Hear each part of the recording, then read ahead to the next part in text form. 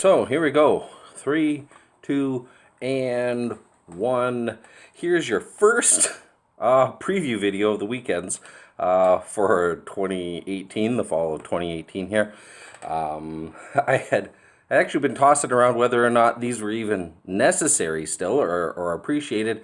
And then last weekend I had a number of people saying, hey, why aren't you getting those preview videos out again? Because we missed them. So here you go. You get to look at my face a week before our upcoming weekend for December 7th, 8th, and 9th. We're going to go through a little bit of what to expect for that weekend coming up. And then I've got a few little bit of reminders and stuff like that to share with you near the end of the video. So let's jump right in here today. For Saturday, December the 8th, year ones in the morning and in the morning.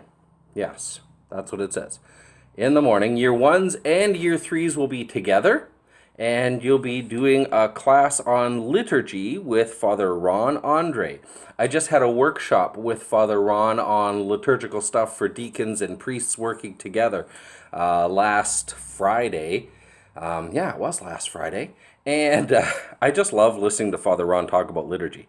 He is just has wonderful insights, very faithful approach to liturgy, and yet he takes such a common sense stance when it comes to it. I think you'll find it very refreshing, very informative. I know you're going to enjoy that. So that's year ones and threes together with Father Ron doing liturgy on Saturday morning, December the 8th. For year twos, you will be bringing with you your Strength Finders books and your printed out Strength Finders report.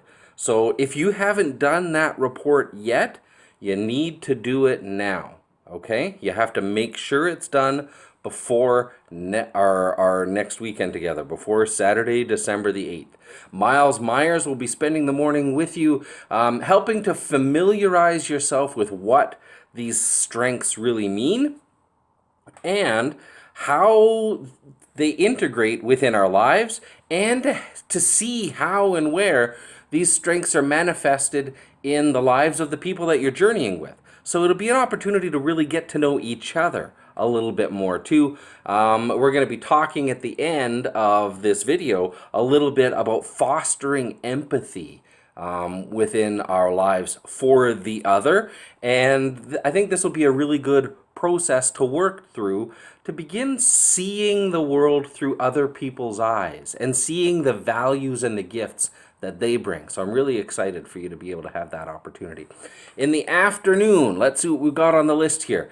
The afternoon, year ones, you're with Father Gary Kuntz. You'll have spent some time with him already in October. This time he will be speaking with you about the principles, the basic principles of morality. Okay, so he'll be going over essentially, those basics of a Christian moral life and moral living with you for Saturday afternoon. For year twos, you're going to have Tasha Tupin with you. She will be discussing with you the first part of the 3 parts of social justice that you get through the course of the program. Now, you should have had this part last year at around this time with Bert Pitzel, but he had some family issues that had came up. He wasn't able to do the class with you last year, so this is your opportunity this time around. So Tasha Tupin will be with you, really setting the foundations for Catholic social justice teaching, all of our teachings around Catholic social justice issues with Tasha that afternoon. And for the year threes, you've got Deacon Barry Wood coming to talk with you about his favorite of the Gospels, the Gospel of John. Really what is known as the Gospel of Light.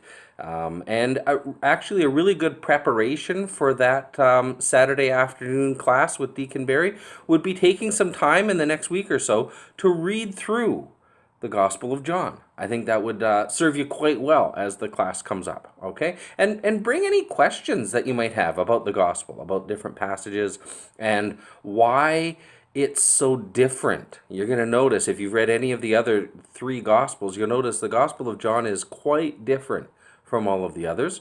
maybe make a note of some of the questions that pop up as you're reading that gospel to bring to Deacon Barry. You could kind of do a stump the deacon session at the end of the class, maybe. All right, so that's your Saturday morning and afternoon. In the evening, year ones, you'll be with good friends of mine, James and Holly Gustafson, talking about marriage as a sacrament. So this will be one of your first sacrament kind of oriented classes that you have, and it will be on one of 2 vocational sacraments that we have in our church, the sacrament of marriage. In the evening, year 2s, you've got Deacon Barry Wood talking with you about funeral vigils with Deacon Barry in the evening. So just kind of walking through the basics. If you're ever called upon to lead a prayer service, that's what a vigil is. It's those evening prayers prior to a funeral. He'll walk you through what to expect when you encounter the ritual book, the Order of Christian Funerals, and how it outlines really wonderfully kind of the process of doing a funeral vigil. Okay, so he's going to take time to do that with you on Saturday night. And the year 3s, you are stuck with me Saturday night. We'll be looking at one of my favorite books of the scriptures, the book of Revelation. It is hands down one of my favorite books in the whole of the Bible, and hopefully by the end of our time together Saturday night, it'll become one of your favorite books as well. So that's your Saturday in a little nutshell. December 9th, the Sunday, you get to spend the whole day with me again. I will be guiding us all through a little mini Advent retreat together, just as a preparation for this wonderful season of Advent that begins, as I'm recording this, just this coming weekend that we're on. I'm recording this on the Thursday, and so in just a couple days, Advent will begin with the first Sunday, and we will take some time to retreat and reflect on the place of Advent and the incarnation within our lives. Okay? That gives you a breakdown of what to expect in the weekend to come. Now we will jump into just a couple of reminders and just a little bit of stuff to reflect upon between now and our next weekend. Okay? So, reminder number 1, reflection papers. Now, this isn't anybody in the program's paper. This is one of my reflection papers from my diaconate work. Just to use it as an example, we're still getting a lot of different formatting choices when it comes to people submitting the reflection papers. And this is why the formatting is important. It's not important to you, and I get that. Your biggest focus when you're doing the reflection papers, and it's a good focus, is on what the content is going to be for your reflection paper. But when you do all that hard work, and you guys do wonderful work with your reflections, when you do that, it's really nice if we actually, on this end of things, know whose wonderful, wise, and reflective words we're actually receiving, and for what weekend, and what dates, and stuff. Really, it's for me to be able to keep things organized. I'm not the most organized person out of the bunch, and I need all the help that I can get. So, this is the kind of format that we're looking at for reflection papers. In your handbooks that we have handed out to you, you'll see under reflection papers, we kind of did a little outlined mock-up of a reflection page and given you this kind of formatting here. It's got all that weird kind of Latin-esque type text. It's not actually Latin, it's fake Latin, just to be a placeholder for the body of the papers. But this is the kind of format that we're looking at, right? So you see right at the top, you've got your name. Very important to have names. I've still had a couple come in without names, and it gets really tricky once I print them off and I've got a pile of them to figure out who these ones with no names are, okay? So very important to have your name right at the top where we can see it. Next, the date. That can be the dates of the weekends. The dates of the weekends that you have there. Next, you can put down just in here what topics were covered over the course of the weekend. What topics were covered over the course of the weekend. And the very last line here, on this one, this is one of my papers for Newman. We had to put the professor's name on there. You don't need to put the professor's name there at all. What you can put there is what kind of paper this is, because you'll be submitting a few different kinds of things over the year.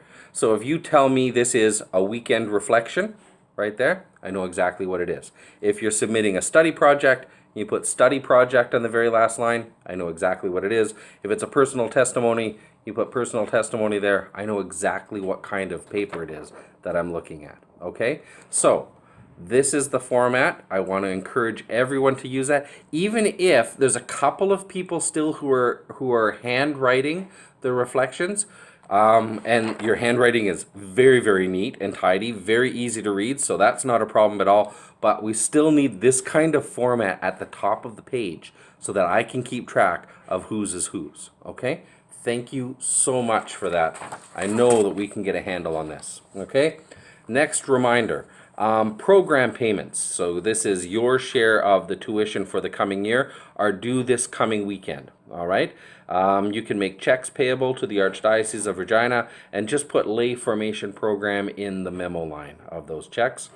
Other payments that you can bring with you. For those of you who had me order copies of the Liturgy of the Hours, those worked out to $51.50. Several of you picked up your copies already. I'll bring the rest with me this weekend, and you can bring either cash, $51.50, or again a check made payable to the Archdiocese of Regina, and again you can just put lay formation program in the memo line. That's all that's required, okay? The last thing on the materials list is the Ascension Press Bibles. I had a number of people order Ascension Press Bibles through me. The Bibles are releasing on November 30th. That's tomorrow, all things being equal. That's the date that I was given, the Friday, November 30th. I will let you know when they've shipped. And the cost for those, which includes shipping, will be about $87. Sunrise Marian Center, which is back east, had quoted that price to me as an estimate. Sometimes shipping rates change, or even the conversion rate, because they're paying everything. They're ordering this in from the States, and so they're basing it on the U.S. funds that they'll pay. Depending on that, there may be a little bit of difference, but it'll be about $87 each. You don't have to worry about bringing that this weekend. You don't have to pay for these until they actually come in, okay? But I just wanted to give everyone who is expecting them a little bit of a heads up, okay? So there's our reminders. Now the last little bit that I wanted to touch on before we wrap up this this preview video is a theme that comes out of the document Amoris Laetitia. So this was what's called a post-synodal document. So a couple of years ago, the church had a wide-ranging synod, a gathering of bishops and faithful from around the world on the family. A synod on the family. And you'll remember that from a number of years ago. In fact, your presenters on marriage as sacrament, James and Holly Gustafson, went to that synod as representatives of our archdiocese. And out of that synod came its final document, Amoris Laetitia, right? The joy of love is the name of that document. One of the themes in that document, the joy of love, that's caused a lot of confusion in our church is that of accompaniment. Accompaniment. And within accompaniment, you could even add mentorship, okay? When Pope Francis speaks about this phrase accompaniment, he means Christian willingness to walk with others, to walk with each other in what he calls the mess of life, okay? That requires a particular appreciation in ourselves that no life is perfect, that no human being is perfect. Now, why am I talking about this right now? This whole idea of accompaniment. Accompaniment and mentorship are one of the themes, one of two themes, that over the next few years we'll be focusing on integrating more intentionally in our lay formation program. It's also a theme that we'll be focusing on through the diocese. If you look in the diocesan priorities, this idea of walking with others, of entering into a dialogue of life with others, is one of the priorities within our archdiocese that Bishop Don has laid out. And so that's a couple of reasons why we're doing this focus. It's also good formation. It's good discipleship formation, right? So as I said, this whole idea of accompaniment, it requires this deep appreciation that there's no perfect life, that there's no perfect human being. And that can be easy for us to grasp kind of conceptually in our minds. It's harder to grasp when we're meeting other people. We expect perfection, even if we're not vocalizing that. When other people bother us, when they rub us the wrong way, when they're getting on our nerves, that kind of stuff, generally it's because they're not meeting up with the expectations that I have created within my own mind and within my own heart. And Pope Francis's invitation to us as Christian disciples is to be willing to walk with each other anyways. This is the mess that he's speaking about, right?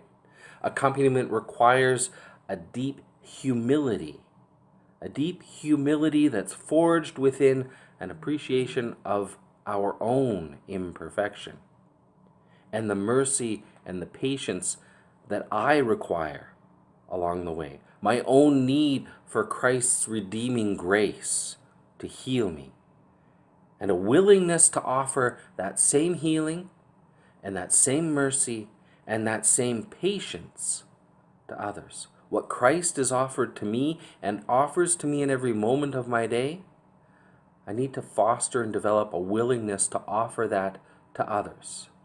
And not just the others that I get along with, actually, particularly the others that I find friction with, that I find I'm not sure that I want to walk with that kind of person or in that kind of struggle. It also requires a profound empathy on our part, a willingness to see the world through the other's eyes, an openness to allowing the real life experiences of real and imperfect personhood, the personhood of another, to impact me, to impact my own heart and my own life. And it requires a deep and authentic care for the other as the other. Not as a project to fix, but as a companion I'm willing to walk with, to comfort, to heal, and to love. That's accompaniment. Now, as I said, this theme of accompaniment is one of two that we're going to be putting a bit more focus on throughout our program moving forward. It's the way that we are being called to respond to the church as a field hospital, that model of church that Pope Francis put forward at the start of his papacy. It's a way of acknowledging that we are the wounded who are called to care for the wounded. This is accompaniment. We've started this process in our program through our intercessory prayer that we offer for each other, that we ask for from each other on Friday evenings. That's part of the reason for entering into that intercessory prayer.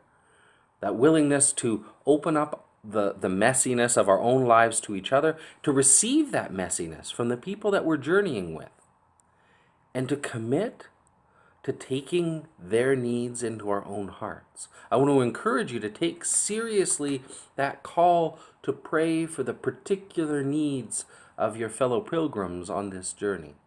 Bring their needs to mind often throughout the month. That's where true empathy begins. It gets us outside of ourselves, outside of our minds, outside of our own hearts, and it opens us up to experience the other. In support of this commission of Pope Francis, both as his papacy began and as we saw, as exhorted in that document Amoris Laetitia, the diocese is going to be hosting a workshop on, let's see here, it's on Saturday, January 19th, so this is not until the new year, a little over a month, more than a month, like 8-9 weeks away for that. It will most likely be in Moose Jaw at St. Joseph's Parish. We're still finalizing the details around that, but it looks like that's where we're going to be holding it from 9 in the morning until 3:30 in the afternoon on that Saturday, January the 19th. It's a workshop specifically on accompaniment and mentorship. I want to strongly encourage you, all of you in our program, to make plans to attend. Saturday, January 19th. Mark that in your calendar. Once we have the details firmed up, I will get those out to all of you ASAP. All right. It's going to feature a keynote talk on mentorship and accompaniment by a gentleman by the name of Tom East from the Center for Ministry Development in the States, as well as some focused breakout sessions in the afternoon on things like accompanying the sick and dying, accompanying hurting families and persons, accompanying persons with LGBTQ issues, and accompanying youth and young adults. So those are areas that, if there's a particular area of interest for yourself, you might be interested in taking part in. This is not an easy call. This call to accompany, to walk with people in the messiness of life, because it is messy. We trip, we stumble, we fall together, and we don't get to choose perfect people to walk with. And people don't get to choose to walk with me only in my perfection either. Largely because there are no perfect people. We don't always get along. Some persons and personalities rub us the wrong way, and we get put off by the baggage that others come into our lives with. It's very, very easy to gravitate away from the mess and towards those places and those persons and those relationships that really don't try us too much. But this isn't the option that Christ gives us as Christian disciples. It's not the option that Pope Francis gives to us as church, and it's not the option that will bring the healing love of Christ into the lives of other people. So here's my challenge. Here's my challenge for you today. My challenge for you for our upcoming weekend. Pay attention. This coming weekend, I want you to choose someone whom you don't normally spend a lot of time with. Someone outside that circle of comfort that we often build around ourselves. Take some time to get to know them. To find out what's going on in their lives. What are their hopes? What are their dreams? What are the moments of grace that they've had in the last little while? What are their moments of challenge and struggle that they're carrying with them? Not because you want to or even can help to fix anything, but out of a willingness to simply stand with them as you yourself need someone to stand with you. I'm going to be praying with you. I always pray for you throughout these weeks between our weekends, and I'm going to be praying for all of you between now and our weekend and throughout the weekend to come. I humbly ask always that you continue to pray for me.